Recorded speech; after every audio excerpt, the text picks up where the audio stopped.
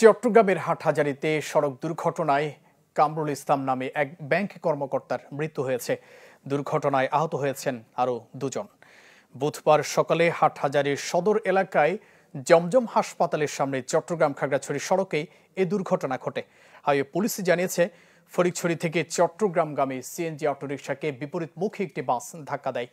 এতে গুরুতর আহত অটোরিকশাটির ৩ যাত্রীকে স্থানীয় হাসপাতালে নেয়ার পর মৃত ঘোষণা করা হয় ডাচ বাংলা ব্যাংকের চট্টগ্রাম ইপিজেড শাখার কর্মকর্তা কামরুল ইসলামকে।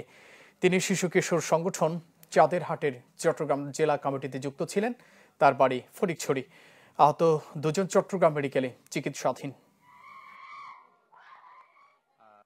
একটা সিএনজি যাচ্ছিল এসআই থেকে ওই যে হাটাজারি দিকে চিটিয়াঙ্গের দিকে আর কি, আর একটা বাস খাগড়াছড়ি মুখী বাসের সাথে মুখোমুখি সংঘর্ষ হয়েছে।